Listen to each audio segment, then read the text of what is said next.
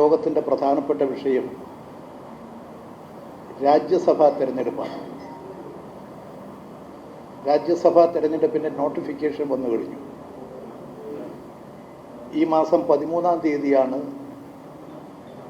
നാമനിർദ്ദേശ പത്രിക സമർപ്പിക്കേണ്ട അവസാന തീയതി. അതുകൊണ്ട് വേഗത്തിൽ തന്നെ സ്ഥാനാർത്ഥികളെ നിർദ്ദേശിക്കേണ്ട പ്രശ്നം, നിശ്ചയിക്കേണ്ട പ്രശ്നം മുന്നണിയുടെ മുമ്പാകെ വന്നു. ഇന്നിപ്പോൾ 10-ആണ്. ഇടതുപക്ഷ മുന്നണിക്ക് അതൊരു വലിയ ദൈർഘ്യമൊന്നുമല്ല. കാരണം ഇടതുപക്ഷ ജനാധിപത്യ മുന്നണി ഒരു ടീമായി പ്രവർത്തിക്കുകയാണ്. എല്ലാ ഘടക പാർട്ടികളും വളരെ നല്ല നിലയിൽ സഹകരിച്ച് പ്രവർത്തിക്കുകയാണ്. അതുകൊണ്ട് തന്നെ അനർഘമായി ചർച്ച നടത്തി നീട്ടിക്കൊണ്ടുപോകേണ്ട പ്രശ്നങ്ങളൊന്നും മുന്നണിക്കകത്ത് സാധാരണ ഉണ്ടാകാറില്ല. നല്ല ഐക്യത്തോടും നല്ല കെട്ടുറപ്പോടും കൂടി പ്രവർത്തിച്ചുകൊണ്ടിരിക്കുന്ന ഒരു മുന്നണി എന്നുള്ള നിലയിൽ ഇന്ന് പ്രഖ്യാപിച്ചാൽ തന്നെ വളരെ പെട്ടെന്ന് തന്നെ നോമിനേഷൻ കൊടുക്കാനുള്ള നടപടികൾ പൂർത്തീകരിക്കാൻ സാധിക്കും. ഇന്ന് ചേർന്ന ഇടതുപക്ഷ ജനാധിപത്യ മുന്നണിയുടെ യോഗം കേരളത്തിൽ 3 ഒഴിവുകളാണ് വരുന്നത് രാജ്യസഭയിലേക്ക്. ആ 3 ഒഴിവുകൾ നിയമസഭാംഗങ്ങളുടെ പ്രാതിനിധ്യമെടുത്തു നോക്കിയാൽ 2 രാജ്യസഭാംഗങ്ങളെ ജയിപ്പിക്കാനുള്ള വോട്ടവകാശം വോട്ട് LDF-നുണ്ട്. അപ്പോൾ 2 പേരെയാണ് ഇടതുപക്ഷ ജനാധിപത്യ മുന്നണി നിശ്ചയിക്കേണ്ടത്. എല്ലാ പാർട്ടികളുമായി ഉഭയകക്ഷി ചർച്ച നടത്തിയും കൂട്ടായി ചർച്ച നടത്തിയും എത്തിച്ചേർന്ന നിഗമനം ഈ 2 സീറ്റുകളിലേക്ക്, ഈ സീറ്റുകൾക്ക് വേണ്ടി എല്ലാ പാർട്ടികൾക്കും ന്യായമായും അവകാശങ്ങൾ ഉന്നയിക്കാം. അവരെല്ലാം അവരുടെ കാര്യങ്ങൾ മുന്നണിയിൽ അവതരിപ്പിക്കുകയും ചെയ്തു. എല്ലാ കാര്യങ്ങളും കേട്ട് എല്ലാവരും കൂടി ചേർന്ന് കൈക്കൊണ്ട തീരുമാനം 2 സീറ്റിൽ 1 സീറ്റ് CPIക്ക്, 2ാമത്തെ സീറ്റ് കേരള കോൺഗ്രസ് മാണി. ഇങ്ങനെ 2 പാർട്ടികൾക്ക് സീറ്റ് നൽകാൻ തീരുമാനിച്ചു. ഈ പാർട്ടികൾ അവരുടെ സ്ഥാനാർത്ഥിയെ നിശ്ചയിച്ച് കഴിയുന്നത്ര വേഗത്തിൽ തന്നെ നടപടികൾ പൂർത്തീകരിച്ച് നോമിനേഷൻ കൊടുക്കാൻ നടപടികളിലേക്ക് കടക്കാൻ തീരുമാനിച്ചിട്ടുണ്ട്. 2 സീറ്റിൽ LDF-ൻ്റെ സ്ഥാനാർത്ഥികൾ വിജയിക്കും. അതിനുള്ള നടപടികളും വേഗത്തിൽ തന്നെ പൂർത്തീകരിക്കാൻ സാധിക്കും. അതുകൊണ്ട് ഇന്ന് കേരള രാഷ്ട്രീയത്തിലെ ഏറ്റവും പ്രധാനപ്പെട്ട പ്രശ്നം ഇടതുപക്ഷ ജനാധിപത്യ മുന്നണിയുടെ ഐക്യവും അതിൻ്റെ കെട്ടുറപ്പും ബഹുജന അംഗീകാരവുമാണ്. അതിനുതകത്തക്ക നിലയിലുള്ള നിലപാടുകളാണ് സ്വീകരിച്ചിട്ടുള്ളത്. CPM-ന് ഒറ്റയ്ക്ക് തന്നെ 1 സീറ്റിൽ വിജയിക്കാൻ കഴിയുമെങ്കിലും ഒരു മുന്നണി രാഷ്ട്രീയത്തിൻ്റെ മുന്നണിയുടെ പ്രസക്തി ഉയർത്തിപ്പിടിച്ചുകൊണ്ട് CPM അത്തരമൊരു ആവശ്യങ്ങളിലേക്ക് വന്നില്ല. എല്ലാവരും കൂടി ചേർന്നുകൊണ്ട്, എല്ലാവരും കൂടി ചർച്ച ചെയ്തുകൊണ്ട് ഈ 2 പാർട്ടികൾക്ക് ഈ 2 സ്ഥാനങ്ങൾ സ്ഥാനാർത്ഥികളെ തീരുമാനിക്കാനുള്ള അംഗീകാരം നൽകുകയാണ് മുന്നണി യോഗം ചെയ്തിട്ടുള്ളത്. ഇതാണ് യോഗത്തിൻ്റെ തീരുമാനം.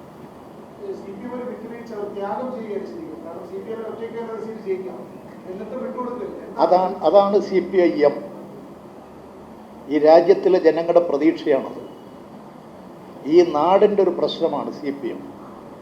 ആ CPM അതിൻ്റെ ഉയർന്ന നിലവാരം കേരള ജനതയുടെ ഏറ്റവും വലിയ പിന്തുണയും ശക്തിയും ആർജിക്കാൻ കഴിഞ്ഞിട്ടുള്ളൊരു പ്രസ്ഥാനം എന്നുള്ള നിലയിൽ മുന്നണിയെ മുന്നോട്ട് നയിക്കാൻ ഏറ്റവും സവിശേഷമായ നിലപാടാണ് CPM സ്വീകരിച്ചത്.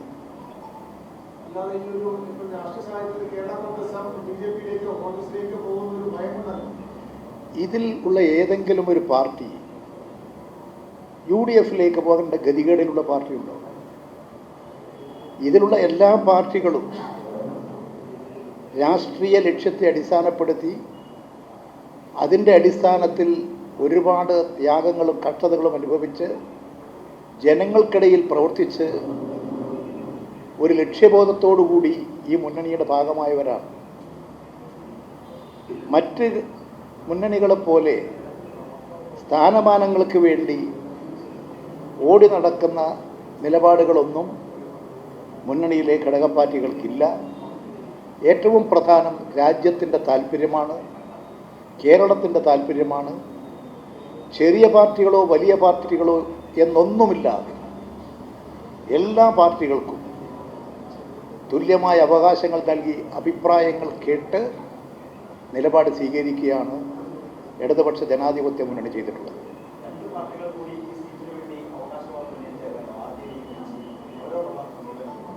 എല്ലാ പാർട്ടികളും, കാരണം അവരുടെ പിന്നിൽ അണിനിരുന്ന ബഹുജനങ്ങളെ ബോധ്യപ്പെടുത്താൻ എല്ലാ പാർട്ടികളിലും ഇത്തരം അഭിപ്രായങ്ങളുണ്ടാകും. ആ അഭിപ്രായങ്ങൾ അവർ പ്രകടിപ്പിക്കും, ആവശ്യങ്ങൾ ഉന്നയിക്കും. എല്ലാ കാര്യങ്ങളും അവിടെ ചർച്ച ചെയ്യപ്പെടും. എല്ലാ മുന്നണിയിലെ ഘടക പാർട്ടികളുടെ പ്രശ്നങ്ങളും ആവശ്യങ്ങളും ചർച്ച ചെയ്യുന്നു. അതിൻ്റെ അടിസ്ഥാനത്തിൽ എല്ലാ പാർട്ടികളും കൂടി ചേർന്ന് നിലപാട് സ്വീകരിച്ചു. എല്ലാവരും കൂടി ചേർന്ന് ഐക്യകണ്ഠേനയാണ് എല്ലാവരും കൈയടിച്ച് തീരുമാനം അംഗീകരിക്കുകയും. അതാണ് ഇടതുപക്ഷ ജനാധിപത്യ മുന്നണി, അതാണ് CPIM.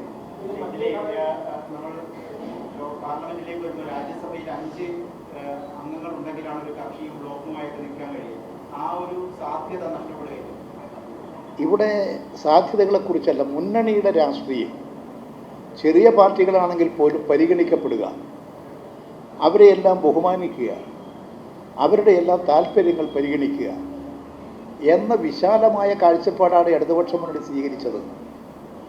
ഏതെങ്കിലും ഒരു പാർട്ടിയുടെ താല്പര്യങ്ങൾക്കനുസരിച്ച് കാര്യങ്ങൾ കൈകാര്യം ചെയ്യുക എന്നുള്ളതല്ല ഇടതുപക്ഷ ജനാധിപത്യ മുന്നണിയുടെ പൊതുനയം. അതിൻ്റെ അടിസ്ഥാനത്തിൽ തീരുമാനം കൈക്കൊള്ളുകയാണ് ചെയ്തിട്ടുള്ളത്. മറ്റ് സാങ്കേതിക പ്രശ്നങ്ങളാണ്. ഇനി മറ്റ് സംസ്ഥാനങ്ങളിൽ നിന്നൊക്കെ പല കാരണങ്ങളാൽ രാജ്യസഭയിലൊക്കെ ജയിച്ചു വരാമല്ലോ. ഇനിയും ഉണ്ടല്ലോ, അനുകൂലമായ സാഹചര്യങ്ങൾ വരുമ്പോൾ ഇനിയും വരാമല്ലോ.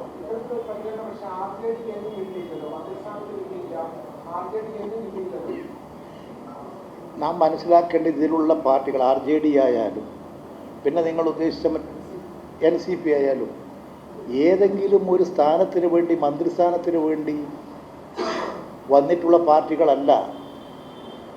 ശരിയായ രാഷ്ട്രീയ കാഴ്ചപ്പാടിൻ്റെ അടിസ്ഥാനത്തിൽ ഒരു മുന്നണിയുടെ ഭാഗമായി തീർന്നിട്ടുള്ളതാണ് ഇടതുപക്ഷ മുന്നണിയുടെ എല്ലാ ഘടക പാർട്ടികളും. അതുകൊണ്ട് ഇത്തരം അഭിപ്രായങ്ങളൊന്നും ഒരു ഗൗരവമുള്ള അഭിപ്രായമായിട്ട് എനിക്ക് തോന്നുന്നില്ല.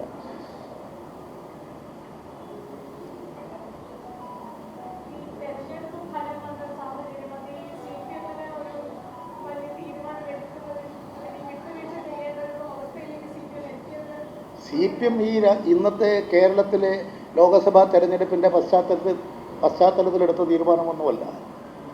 ഇടതുപക്ഷ മുന്നണിയുടെ നയത്തിൻ്റെ ഭാഗമായി ഇടതുപക്ഷ മുന്നണിയുടെ കാഴ്ചപ്പാടിനനുസരിച്ച് CPM ഉയർന്ന് ചിന്തിച്ചു.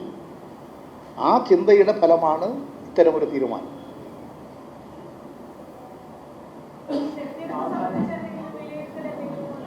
ഓരോ പാർട്ടികളും അവരവരുടെ ഒബ്സർവേഷൻ, അവരവരുടെ പരിശോധന, അതിൻ്റെ അടിസ്ഥാനത്തിൽ ഓരോ പാർട്ടികളും ഈ തെരഞ്ഞെടുപ്പ് സംബന്ധിച്ച് അവലോകനം ചെയ്തുകൊണ്ടിരിക്കുകയാണ്. ആ ഓരോ പാർട്ടികളും അവലോകനം ചെയ്തതിന് ശേഷം പൊതുവായി എല്ലാവരും കൂടി ചേർന്നുകൊണ്ട് പൊതുവായി ഒരു അവലോകനം നടത്തും. അത് നമ്മൾ ഓരോ പാർട്ടികളും ഇപ്പോൾ അത് നടത്തിക്കൊണ്ടിരിക്കുകയാണ്, അവലോകനം ചെയ്യുകയാണ്. അത് കഴിഞ്ഞാൽ പൊതുവായിട്ടുള്ള അഭിപ്രായങ്ങൾ ഞങ്ങൾ സ്വരൂപിക്കും. ആ കാര്യങ്ങളെല്ലാം ജനങ്ങളുടെ മുമ്പാകെ വിശദീകരിക്കും.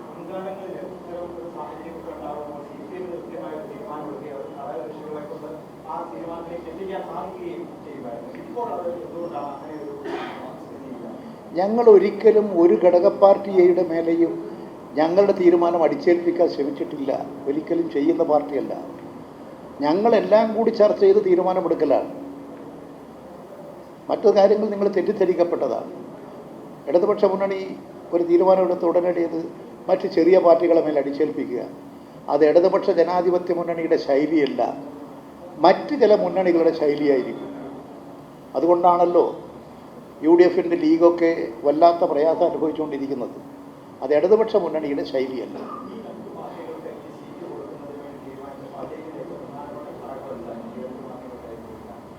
അല്ല, ഈ രണ്ട് പാർട്ടികൾ മാത്രമല്ല, മറ്റ് മുന്നണികളിലെ പാർട്ടികളുണ്ട്. ഓരോ പാർട്ടികൾക്കും രാജ്യസഭയിലും ലോകസഭയിലും നിയമസഭയിലും ഒക്കെ അംഗബലം ഉണ്ടാക്കുക, പഞ്ചായത്തുകളിലും കോർപ്പറേഷനിലും ഒക്കെ അംഗബലം ഉണ്ടാക്കുക, അതുവഴി ബഹുജനങ്ങൾക്കിടയിൽ പ്രവർത്തനങ്ങൾ സംഘടിപ്പിക്കുക, അതുവഴി ബഹുജന ശക്തി സമാഹരിക്കുക. ഈ കാഴ്ചപ്പാടോട് കൂടിയിട്ടാണ് ഓരോ പാർട്ടിയും പ്രവർത്തിക്കുന്നത്.